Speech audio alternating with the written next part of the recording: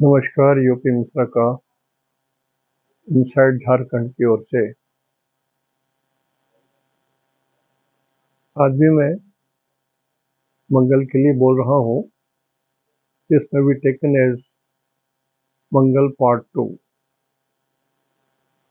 पहले दिन तो मैं सिर्फ परिचय दिया कारक का, और आज मैं ये बता रहा हूँ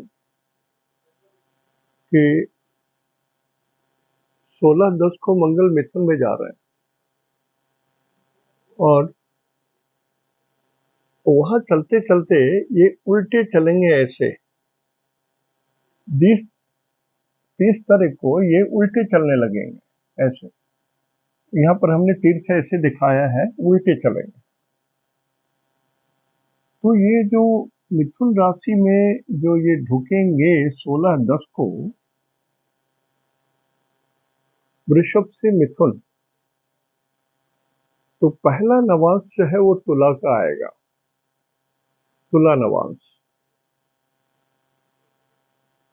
तुला का मतलब शुक्र होता है। इसके इंडिकेटर प्लैनेट तो शुक्र है, और दुर्भाग्य से अभी ये कुछ दिनों के लिए सूरज से बहुत सटे हुए हैं, इसलिए ये डिफंक्ट हो गए हैं, जल गए, थोड़ा डिफंक्ट हो गए।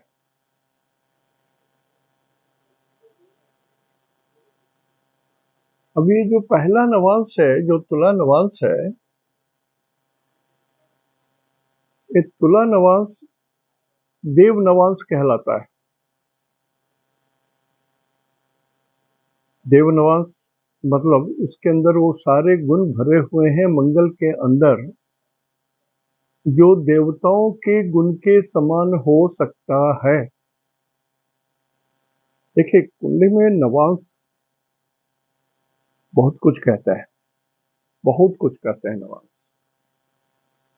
इसलिए वर्ग कुंडली में बहुत जरूरत पड़ती है इसकी। कारण कि मान लिया कि आपका लग्न जो है वर्गोत्तम नवांश में, जितना आपका लग्न है वही नंबर नवांश कुंडली में भी है, तो वर्गोत्तम हो गया। तो उसका अर्थ ये हुआ कि वर्गोत्तम नवांश में यदि किसी आदमी का जन्म होता है, तो उसका धरती पर आना, ईश्वर जो उसको धरती पर जो भी लिख के उसके कपाल में भेजे हैं धरती पर, वो आना सफल हुआ उसका। देखिए, कष्ट और मेहनत और परेशानी ये लगी रहती है। ये तो पृथ्वी है, ये भूलोक है, ये भोगलोक है। यहाँ पर हर आदमी को भोगना पड़ता है। भगवान राम भोगे, कृष्ण भोगे, महात्मा बुद्ध भोगे, हर कोई भी देवी देवता नहीं है जो भोगे नहीं। तो ये भोग भूमि है। लेकिन यदि वर्गोत्तम नवांश में आपका जन्म हुआ है, तो इस भोग भूमि पर अधिकांशतः आप पिछले जन्म के कुछ कर्म इतने कठिन नहीं है कि आपको बहुत कष्ट हो, तो आप आराम से सक्सेसफुल लाइफ लीड करेंगे। उसी तरह से यदि नवांश कुंडली में राहु केतु ही वर्गोत्तम है या शनि वर्गोत्तम है, तो शनि कर्म को बोलते हैं। कर्म कितना भी कठिन हो, आप बिल्कुल आराम से उसको निपटा सकेंगे। राहु केतु हो तो छल कपट प्रपंच कोई आपको कष्ट नहीं देगा। केतु वर्गोत्तम है तो आपको कोई ऑपरेशन, फोड़ा फुंसी, कष्ट आपको कोई परेशान नहीं करेगा। It is not going to be fatal. नवाज की बहुत महत्ता है। लोग नवाज कुंडली को जनरली इग्नोर करते हैं, और नॉर्थ इंडिया में तो इग्नोर करते ही थे। आज आई डोंट नो अभी क्या स्थिति है, लेकिन मैं जब अपने गांव जाया करता था तो पंडित जी लोग आते थे कि बच्चा जरा इसका नवांश कुंडली बना दो, उसका नवांश कुंडली बना दो। कारण कि जो लोग की कुंडली वो बनाते थे, वो लोग पूछते थे कि नवांश में क्या है, पोजीशन ये है वो है, तो पंडित जी लोग जवाब नहीं दे सकते थे, कारण नवांश कुंडली बनाते भी नहीं। और एक बात, नवांश कुंडली बनाए या ना बनाए, उस जमाने के जो पंडित जी लोग थे, वो लग्न कुंडली से ही इतना सूक्ष्म और गंभीर रूप से भेद करके देख लेते थे, जो आप और हम अभी षोडश वर्ग कुंडली बनाने के बाद भी नहीं समझ पाते हैं। उन लोगों में दम था, पुराने लोग जो अध्ययन करते थे उनमें कुछ दम था, और मनुष्य के अंदर में सात्विक भाव भी था। कुंडली यदि सीखनी है, देखनी है, तो मन में सात्विक भाव होना है।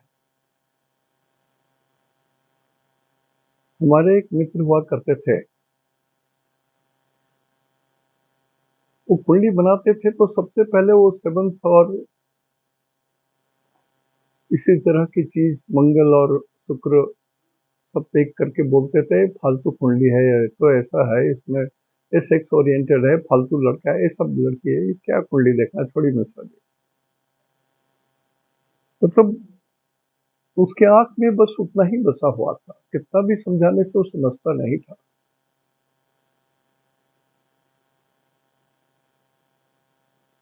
उसकी शादी नहीं हुई थी, मुझको लगता है 45-46 की उम्र में बेचारा अविवाहित धरती से चला गया। तो ऐसे बहुत सारी कुंडली में एग्जाम्पल देने लगूंगा तो बहुत कुछ दे सकता हूँ, लेकिन एक अंदाज में बता रहा हूँ मैं आपको। आज भी विदेशों से कुंडलियां तो सभी जगह से आती है, विदेशों से आती है, चाहे मुस्लिम कंट्री हो, चाहे और भी कोई कंट्री हो, लेकिन आपकी पढ़ाई कुंडलियां आजकल मैं रेस्ट्रिक्ट कर दिया हूँ, बहुत सारी कुंडलियां मैं नहीं देखता हूँ। विदेशों की कुंडलियां में वहाँ प्रॉब्लम सिर्फ एक ही बात की रहती है, half mother, half brother, half sister. पता नहीं, यदि उन लोगों को बस चले तो क्वार्टर मदर क्वार्टर सिस्टर ऐसा भी बना दें। तो वहां भी लोग सेक्स को बहुत प्रधानता देकर के ही जीवन यापन करते हैं। तो मैं पहले ही हाथ जोड़ के बोलता हूँ कि यदि आपका प्रश्न 90% सेक्स पर ही आधारित है तो आप हमसे ना पूछें, मैं आपकी कोई मदद नहीं कर सकता। इसलिए कुंडली ईश्वरीय चीज है, ईश्वर की देन है। इसमें जो चीजें लिखी रहती हैं वो पवित्रता के साथ लिखी हुई है। और यदि आप अपने जीवन को इतना दुर्गम, इतना पतित कर चुके हैं ऑलरेडी, तो मैं क्या कर सकता हूँ? मेरे हाथ में तो कुछ नहीं, जो करेंगे ईश्वर करेंगे। मेरी मदद मत लीजिए, मैं मदद भी नहीं कर सकूंगा आपको, ऐसी बात होती है। कमिंग टू द मार्स, मंगल के ऊपर में, मंगल 16-10 को मिथुन राशि में चले जा रहे हैं। 16-10 को इस पॉइंट से ये मिथुन राशि में चले जा रहे हैं।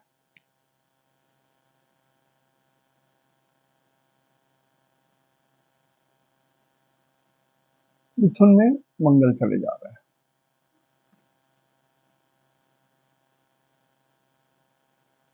तो मिथुन में पहला जो इनको निवास मिल रहा है वो तुला का मिल रहा है, शुक्र का मिल रहा है, जैसा हमने कहा कि शुक्र जले हुए हैं। और शुक्र की स्थिति बहुत अच्छी नहीं है। यदि मेदिनी ज्योतिष के हिसाब से देखिएगा तो ये पश्चिम की ओर इंडिकेट करता है, और ऐसे ही ये पश्चिम को ही देंगे, पश्चिम को ही ये इंडिकेट करेंगे।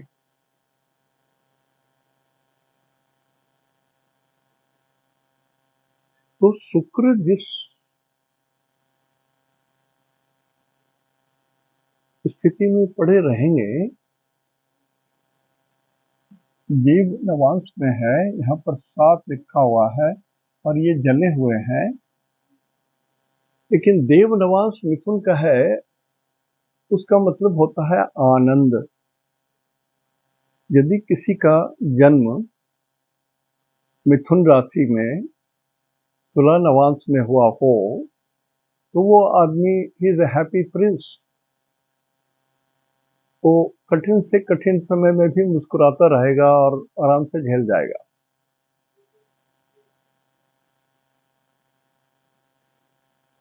हमारे एक पड़ोसी थे, वो जब खुश रहता तो रिंग चाबी का दे करके घुमाता रहता था, रोड पर चलता रहता था। तो हम लोग समझते थे कि अरे ये तो बहुत आनंदित है अभी वास्तव में। और हमने उसको कठिन से कठिन समय में भी देखा है कि जब भी वो किसी काम के लिए निकलता था तो ऐसे ही। तो कुछ लोग नवांश में यदि देव नवांश में हो और वो नवांश का अर्थ आनंद हो तो वास्तविक रूप से सुखी जीवन जी लेते हैं। लेकिन यहाँ पर अभी तत्काल में कि जले हुए हैं तो आनंद की कमी है। लेकिन शुक्र के 3 नक्षत्र में जिनका जन्म हुआ है और मंगल अभी मृगशिरा नक्षत्र में ही है, मृगशिरा नक्षत्र में, तो थोड़ा धीरे से समझिएगा। मंगल अपने नक्षत्र में है, मृगशिरा नक्षत्र में है, देव नाम में है, आनंद का द्योतक है। और शुक्र से यदि गिने किसी का जन्म शुक्र के 3 नक्षत्र में हुआ है, भरनी, पूर्वाषाढ़ा, पूर्वा फाल्गुनी, तो मंगल को हम लोग मेन रख रहे हैं, लग्न में रखे हुए हैं। तो शुक्र को मंगल तक देख रहे हैं। शुक्र, सूर्य, चंद्र, मंगल, 6वां नवांश में पड़ा, चौथा। तो जो शुक्र है वो भी जले हुए हैं, वो भी बोलते हैं मैं मरा हूं फिर भी मैं 6वां हूं, कल्याण करूंगा।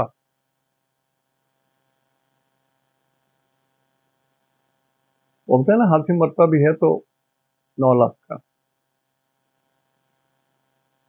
तो शुक्र बहुत पॉजिटिव रिजल्ट देंगे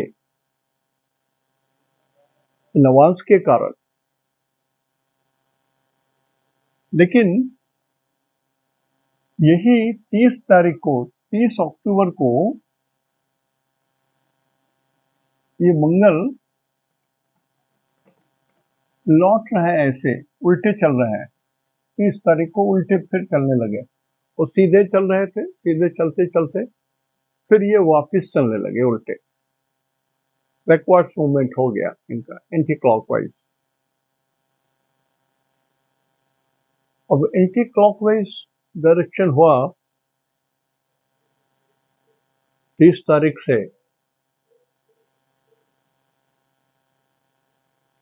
तो ये चलते चलते अगले महीना के 14 नवंबर को ये चले आएंगे 7 से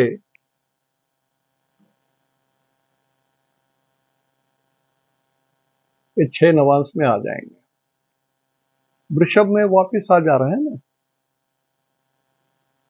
चलते चलते ये 14/11 को मिथुन से लौट करके वृषभ में ढुक जाएंगे। जहां से चले थे वापस वहीं चले जा रहे हैं, वृषभ राशि को छोड़ नहीं रहे हैं मंगल। तो जो वृषभ राशि में जो ढुकेंगे ये उनका राक्षस नवांश होगा। और ये 14 तारीख से शुरू हो रहा है, 14/11। इसी बीच सूरज भी नीच हो जा रहे हैं 17/11 से।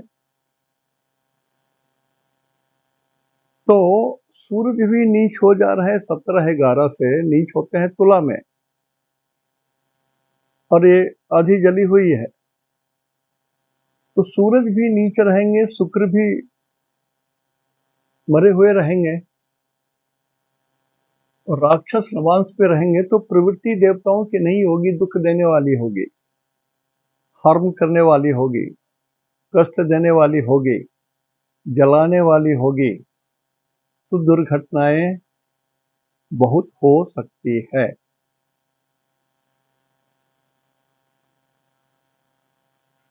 लेकिन जो एक महीना यहाँ रहेंगे लगभग 16/10 से लेकर के 14/11 तक वो तो मिथुन में रहेंगे। तो मिथुन की क्या स्थिति है मंगल की वो देख लें। मिथुन राशि का मंगल थोड़ा कठिन होता है। मिथुन माने बुध, बुध माने स्किन, मंगल माने आग। आग को यदि स्किन पर रखेगा तो स्किन जल जाएगा। इसलिए मिथुन राशि मंगल का शत्रु राशि कहा जाता है। मंगल जला देते हैं बुध को ना, बुध कुछ नहीं कर पाते हैं बेचारे, कमजोर हैं। सो स्थिति तो यही है। 16 से लेकर के 14/11 तक मंगल बुध को जलाएंगे और बुध भारतवर्ष की तो सेकंड हाउस है, लग्न कुंडली से, फाइनेंस है, धन है। तो हमको लगता है कि कुछ फाइनेंशियल कंडीशन 16 तारीख से 16/10 से कुछ फाइनेंशियल कंडीशन भी भारतवर्ष का थोड़ा सा स्लाइड करेगा, नीचे की ओर जाएगा। वह जो हमारे रखवाले हैं, जो हमारे देश की चिंतन करते हैं देश के लिए, उनके ऊपर में कुछ जवाबदेही ज्यादा आ जाएगी। लेकिन जब मिथुन में मंगल जाते हैं तो मैं बार बार बोल रहा हूं कि भारतवर्ष के लिए एक दर्द सा आ जाता है। कुछ ऐसी घटना घटती है कि भारतवर्ष को थोड़ा मानसिक, शारीरिक या कुछ ऐसी घटनाएं हो जाती हैं तो कष्ट देता है। बुध माने बोली, बुध माने स्किन तो बुध माने बोली। तो हमारी जनता भी वाचाल हो जाएगी और मंगल को राजदूत भी बोलते हैं, मंगल को पर्सन इन ऑथोरिटी भी बोलते हैं। तो जो जो लोग होंगे, जो एडमिनिस्ट्रेटर होंगे हमारे देश के, जो हम पर हुकूमत करते हैं, पुलिस विभाग जो हम पर शासन करती है, लॉ एंड ऑर्डर के लिए रिस्पॉन्सिबल है, इनके लिए भी कुछ प्रॉब्लम होगा। और जिनका जन्म शुक्र के 3 नक्षत्र में है फिर भी थोड़ी राहत है।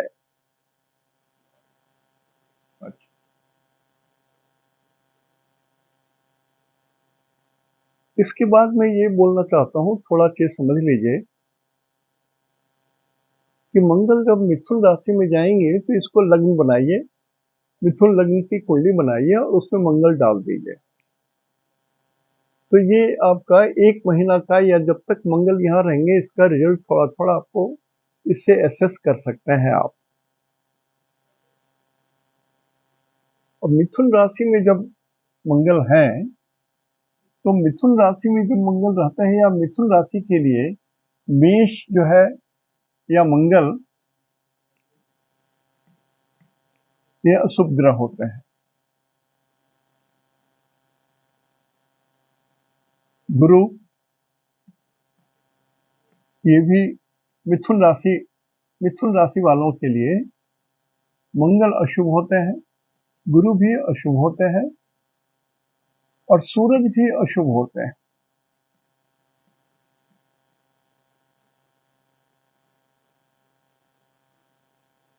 तो देख लीजिए, जिनका लग्न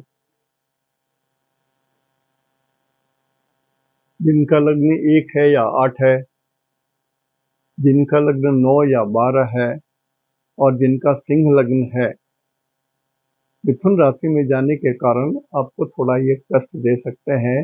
यदि आपकी कुंडली में ये तीनों ग्रह अच्छे नक्षत्र में है, अच्छे ग्रहों से देखे जा रहे हों, तो नहीं, तो कुछ नहीं, दुर्घटना है, तब ठीक ठाक है।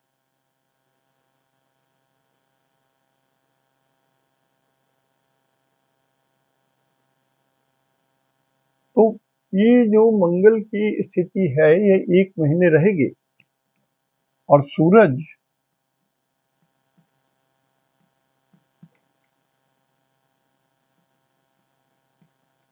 17-10 से लेकर के 17-11 तक लगभग 1 महीना कमजोर रहेंगे, सूरज भी कमजोर रहेंगे। तो हमारे पास 14, 15, 16, 17 ये 4 दिन हैं। 14 को ये वृषभ में आ जा रहे हैं, लेकिन ये 4 दिन कॉमन रहेंगे। ये 14, 15, 16, 17 उसी समय सूरज भी नीचे रहेंगे। तो हर आदमी को इतना सतर्क रहना चाहिए कि जान माल की नुकसान ना हो। सूरज हार्ट को बोलते हैं, हृदय को बोलते हैं, हृदय की धड़कन को बोलते हैं। तो ये 4 दिन के अंदर जिनको भी थोड़ा हार्ट की बीमारी हो, बीपी थोड़ी अच्छे नहीं हो, अब पहले जांच करवा लीजिए ना। आपके डॉक्टर हैं तो जांच करवा लीजिए, फैमिली डॉक्टर होंगे तो जांच करवा लीजिए, नहीं है तो आप अपने से, आजकल तो इलेक्ट्रॉनिक्स गैजेट ऐसे हो गए, अपना बीपी मॉनिटर कर ही सकते हैं। और कुछ भी बहुत कठिन ढंग से शरीर को एक्सरसाइज में मत डालिए। सुखासन, सुख से करने वाले आसन, वो नहीं कीजिएगा, नहीं तो कष्ट हो जाएगा। मतलब हार्ट अटैक होने की बात हो सकती है, भगवान न करे किसी को। तो ये नवांश के साथ हमने आपको बताया, और शुक्र भी चले हुए रहेंगे, देख लीजिए। शुक्र ग्लैंड्स को बोलते हैं। शुक्र माने ग्लैंड्स इन द बॉडी। और 7 नंबर चूंकि गड़बड़ है, तो 7 नंबर बोलते हैं मल मूत्र त्याग करने का, खास करके मूत्र त्याग करने के यंत्र को, इसको किडनी वगैरह भी बोलते हैं। तो जिनको ऐसे रोग हो वो थोड़ा अपने को थोड़ा संभाल लीजिए, नियंत्रण में रखिए। लेकिन आवाज बहुत कुछ सूचना देता है, इसलिए मैं बोल रहा हूं।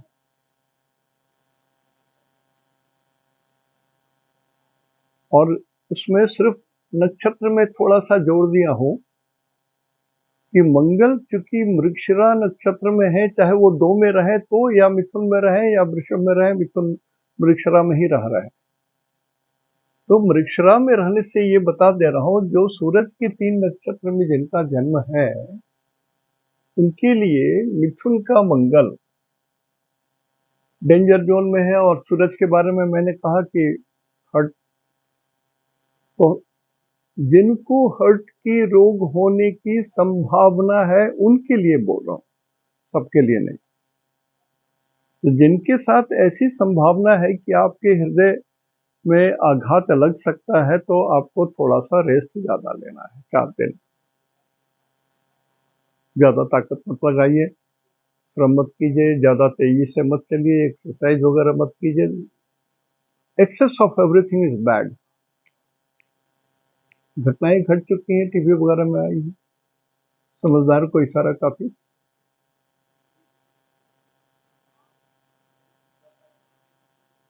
तो चंद्रमा के 3 नक्षत्र में जिनका जन्म है, मंगल जो मृगशिरा का है, आपके लिए धन देने वाला है। और मंगल के 3 नक्षत्र में जिनका जन्म है, ये मृगशिरा का मंगल, यदि आपको ब्लड से रिलेटेड कोई प्रॉब्लम नहीं है तो सब ठीक ठाक।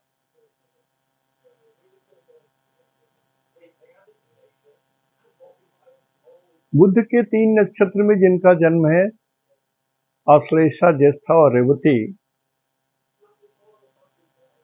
आपके लिए समय बिल्कुल फर्स्ट क्लास है, कोई चिंता नहीं करना है, सक्सेस स्टार में आपका पड़ रहा है। मैं मंगल को क्लासिफाई कर रहा हूं, मंगल को क्लासिफाई कर रहा हूं, चंद्रमा को नहीं, मंगल को। गुरु के 3 नक्षत्र में जिनका जन्म हुआ है, विशाखा, उत्तरा, भाद्रा,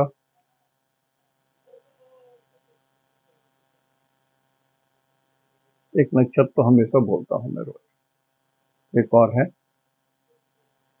तो गुरु के 3 नक्षत्र में जिनका जन्म है, आपके लिए दिन अच्छा है।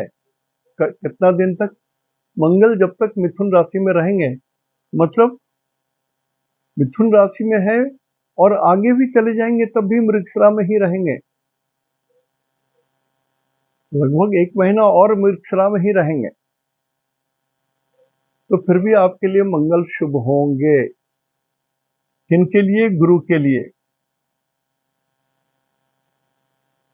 शनि के 3 नक्षत्र में जिनका जन्म है,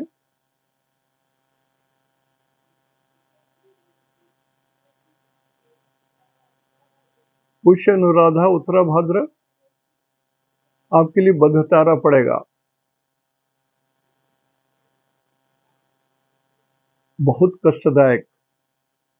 देखिए, यदि आपके कुंडली में शनि किसी भी तरह से नीच है या और भी किसी तरह से परेशान है, कमजोर है, इज इंडिकेटिंग सम प्रॉब्लम, रोग दिखा रहे हैं, कष्ट है, ऐसी बात है, तो थोड़ा ध्यान रखिएगा अपने पैरों पर, हेयर्स में,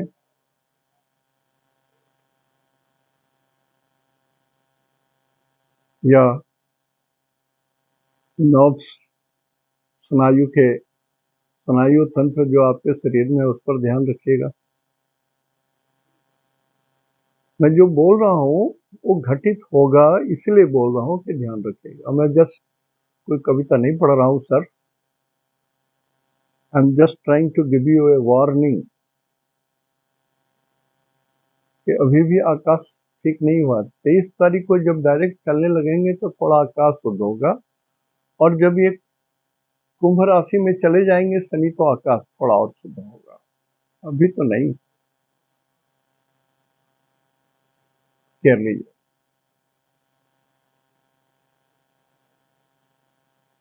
राहु के 3 नक्षत्र, आद्रा, स्वाति, सदविशा, ये आपके लिए परम मित्र तारा में पड़ेंगे। राहु अभी मेष राशि में है, मेष राशि के भी रिजल्ट देख लीजिए, और परम मित्र तारा में भी है, तो राहु तो कल्याण करेंगे, राहु कल्याण करेंगे, ये सत्य है। केतु के साथ झंझट है, केतु जो है ये प्रत्यारी तारा में पड़ जाएंगे, मतलब जो केतु के 3 नक्षत्र में जिनका जन्म हुआ है, मंगल आपके लिए ठीक नहीं है। एक्सीडेंट हो सकता है, चोट लग सकती है, खून निकल सकता है, हीमोग्लोबिन कम हो सकता है, बोन मैरो में कुछ प्रॉब्लम आ सकती है, पुट्ठे में दर्द हो सकता है, या कहीं किसी तरह की समस्या संभव है। तो देखिए, मैं नक्षत्र सिद्धांत को कहाँ ले गया हूं, मंगल के ऊपर भी ले गया नक्षत्र सिद्धांत को। मंगल जो खुद उनको टारगेट बना दीजिए, जैसा हम लोग बराबर बनाते हैं, तो जब तक मंगल मिथुन में है आपको हिसाब मिल गया, मंगल जब वृषभ में वापस चले जाएंगे तब भी आपको हिसाब मिल जाएगा। Classification will remain the same for few more days, लेकिन स्थिति में फर्क पड़ेगा। जब वृषभ में जाएंगे तो गुरु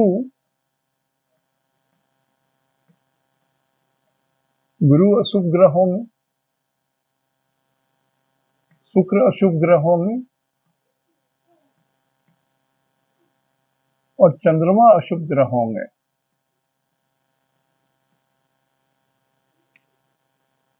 तो मान लिया किसी का चंद्रमा मंगल के घर में है, किसी का चंद्रमा गुरु के घर में है, किसी का चंद्रमा शुक्र के घर में है, और मंगल भी किसी तरह से वहीं जुड़ जा रहे हैं वृषभ। तो कष्ट तो देगा सर। 1+1=2, सिंपल जोड़ लीजिए। सिंपल चीज का नक्षत्र सिद्धांत का एक्सटेंशन है ये, और इसी में हमने नवांश भी जोड़ दिया। तो देवता नवांश है, इसलिए गनीमत है कि जो भी आग लगेगी, जो भी घटनाएं होंगी, जो भी झंझट होगा, ईस्टर्न जोन की बात है। मेदिनी ज्योतिष के हिसाब से 2 नंबर को हम लोग ईस्ट बोलते हैं और 3 को साउथ ईस्ट बोलते हैं। तो ईस्ट और साउथ ईस्ट अभी भी परेशानी में पड़ा हुआ है। संघात चक्र से भी हमने कहा कि north east, east and south east, ये तो झंझट में पड़ा हुआ है। वो के अंदर में उत्तेजना बहुत है, बहुत सारे उथल पुथल राजनीतिक हो रहे हैं, सामाजिक हो रहे हैं। और चूंकि मिथुन का बुध है, तो अपने देश में भी समस्या कुछ आ सकती है। वृषभ राशि के लिए भारतवर्ष का जो लग्न है, उसके हिसाब से ये पंचम भाव के लॉर्ड हैं। तो शिक्षा संकाय को लेकर के बहुत बड़ा उथल पुथल होने की बात दिख रही है। स्टूडेंट के द्वारा भी बहुत सारा उथल पुथल संभव है। यंग लोग जो विद्यार्थी हैं, उनके द्वारा भी स्थिति कुछ अच्छी नहीं है। तो ये सब कुछ बातें हैं जो मंगल के लिए हमने कहा। और जब मंगल राक्षस नवांश में रहेंगे, मतलब जब लौट के ये वृषभ में आएंगे, तब ये राक्षस नवांश में आएंगे। तो इस राक्षस नवांश का फल जो है, वृषभ राशि में जो ये राक्षस नवांश पड़ रहा है, उसका रिजल्ट ये होता है, नेता, ए लीडर। तो यश नेताओं के लिए, लीडर के लिए, चाहे आप छोटे लेवल के लीडर हो, चाहे बड़े लेवल के लीडर हैं, आप अपनी कुंडली अपने जो पंडित जी होंगे, या सॉरी जो आपके एस्ट्रोलॉजर होंगे, उनसे चेकअप करवा लीजिए। एटलीस्ट फॉर फ्यू डेज, 1 महीना के लिए चेक करवा लीजिए। कारण कि मंगल, शुक्र और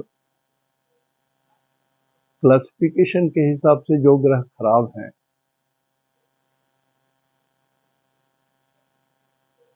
वो आपको पूरी जानकारी दे देगा कि आप कितना दूर तक पब्लिक के साथ मिल सकते हैं, कितना दूर तक अनप्रोटेक्टेड आप जा सकते हैं, या इस तरह से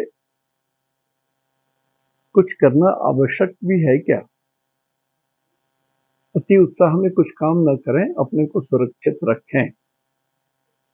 लीडर, नेताजी, वृषभ नवांश में जब मंगल जाएंगे 14/11 को, उसमें भी कुछ खतरा बचा हुआ है,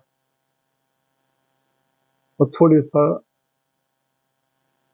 सतर्क रहें लोग, तो सब कुछ ठीक ठाक रहेगा। आज यहीं तक। इति शुभम। तेहन दो, मीनाग्य, जोहार।